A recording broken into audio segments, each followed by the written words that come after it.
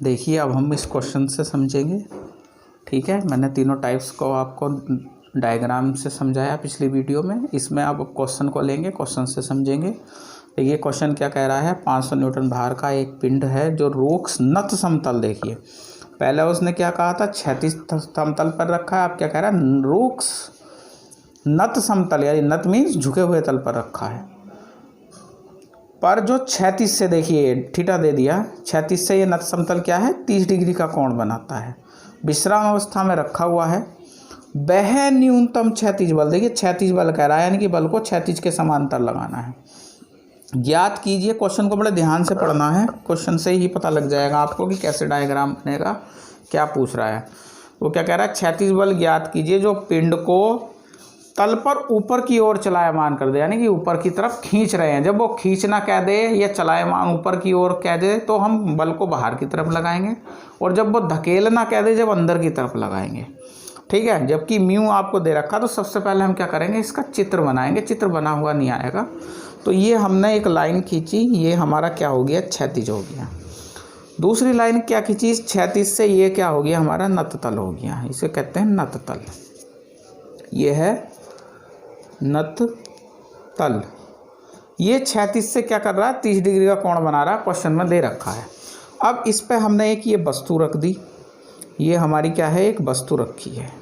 ठीक है, अब हम सबसे पहले वही करेंगे, मैंने ये लाइन खींच ली, ये वाली लाइन, इस पर हमने आर लगा दिया। सबसे पहले आर लगा दो।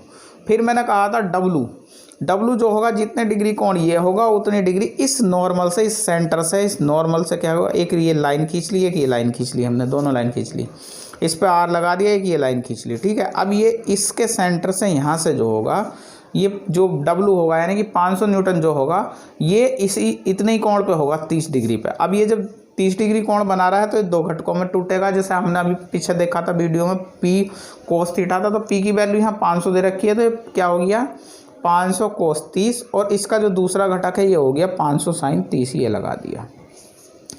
अब क्या है कि हम पी लगाएंगे, तो पी क्या है हमारा, पी जो है क्षैतिज बल कह रहा है, यानी कि क्षैतिज के समांतर, तो क्षैतिज ये है, क्षैतिज के समांतर हमने सीधा ये बल लगा दिया, ये पी हो गया। अब जब क्षैतिज बल देगा तो वो कोण नहीं देगा बल का, तो अब ये हमारी ये नॉर्मल अक्ष है, एक्स अक्ष मान लेंगे इसको, इसमें ये वाई अक्ष मान लेंगे। तो ये जो हमारी नॉर्मल अक्ष है, ये जो पी है हमारा नीचे की तरफ आ रहा है, और कितने डिग्री कोण पे आ रहा है, वो कोण जब क्षैतिज बल होगा, क्षैतिज बल की कंडीशन में कोण नहीं देगा वो, तो क्या होगा, जितना कोण ये होगा उतना ही कोण ये भी होगा। ठीक है, अब ये नीचे की तरफ आ रहा है, तो ये पी जो है अपने नॉर्मल अक्ष, ये नॉर्मल अक्ष है, इस नॉर्मल अक्ष से कोण बना रहा है, तो ये दो घटकों में टूट जाएगा। पहला घटक इसका पी कोस थीटा होगा, यानी कि जो घटक बल के साथ कोण बनाएगा। देखो पी के साथ ये वाला कोण बना रहा है, ये वाला घटक, तो ये इसका पी कोस 30 हो गया, और दूसरा घटक जो होगा वो पी साइन 30 होगा। तो दूसरे घटक को हम इस लाइन पे भी ले सकते हैं, इधर यहाँ नीचे भी ले सकते हैं। अब बल देखो अपनी नॉर्मल अक्ष से क्या है, नीचे आ रहा है, नीचे, ऊपर नहीं जा रहा। ये नॉर्मल अक्ष है, इससे ऊपर जाता तो ऊपर की तरफ घटक चला जाता है इसका। अब जो है ये नीचे की तरफ आ रहा, तो ये घटक भी हमने देखो नीचे की तरफ लिया है, डायरेक्शन इसकी नीचे की तरफ है। हम इसको यहाँ भी ले सकते थे, कोई दिक्कत नहीं है, यहाँ भी ले सकते थे। ठीक है, अब ये हमने डायग्राम बना दिया। अब P इधर लगा हुआ है, तो म्यू आर जो होगा, फ्रिक्शन फोर्स होगा, घर्षण बल जो होगा, वो इस बल की दिशा में हो के विपरीत होगा। जब इसको ऊपर की तरफ वस्तु को हम खींच रहे हैं, तो फ्रिक्शन फोर्स क्या होगा, म्यू आर जो है नीचे की ओर लगेगा। अब हम क्या करेंगे, सबसे पहले ऊर्ध्वाधर बलों का योग ले लेंगे, क्षैतिज का भी ले सकते हैं पहले। तो इस पे जो ऊर्ध्वाधर बल लगे हुए हैं उनका योग लेंगे, उसे 0 के बराबर रख देंगे। तो देखो ऊर्ध्वाधर बल कौन कौन से लगे हुए हैं, आर है, ये है, इस लाइन के बल जो होंगे ऊर्ध्वाधर होंगे, ये क्षैतिज बल होंगे। तो अब इस लाइन के बल लेंगे, तो देखो ये आर लिया हमने सबसे पहले, आर, अगर आर को हम प्लस ले रहे हैं तो ये दोनों इसके विपरीत हैं, ये नीचे की तरफ, आर ऊपर की तरफ जा रहा है, ये आर ऊपर की तरफ जा रहा है, और ये पी साइन 30 नीचे आ रहा है, ये 500 कोस 30 भी नीचे आ रहा है, तो ये दोनों नीचे आ रहे हैं, तो ये विपरीत दिशा में हो गए, तो ये माइनस ले लिए। अब हमने यहाँ क्या करा, ये साइन 30 की वैल्यू रख दी, यहाँ कोस 30 की वैल्यू रख दी, इसको इन दोनों को उधर ले गए, ये प्लस हो गए।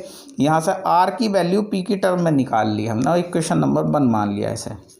अब हम क्षैतिज बलों का योग लेंगे, तो क्षैतिज लाइन ये हो गई।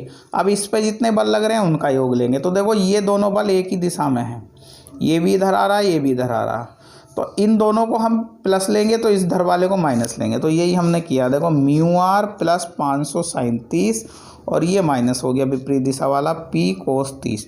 अब हमने यहाँ आर की वैल्यू रख दी है, ये साइन 30 की वैल्यू रख दी, ये जो है कोस 30 की वैल्यू रख दी, ये म्यू की वैल्यू क्वेश्चन में दे रखी है 0.25 यहाँ रख दिया, इसको खोल दे अंदर मल्टीप्लाई कर दी, इसको सॉल्व करके जो है पी की वैल्यू ये आ गई 483.46 न्यूटन।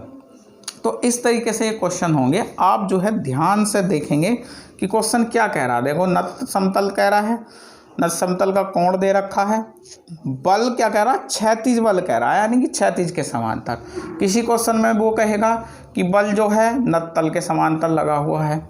ठीक है, तो ये सारी चीज़ हम देखेंगे कि क्वेश्चन में क्या कह रहा है। अब मैं अगले 2 टाइप के क्वेश्चन आपको कल समझाऊंगा, पहले आप इस क्वेश्चन को समझेंगे।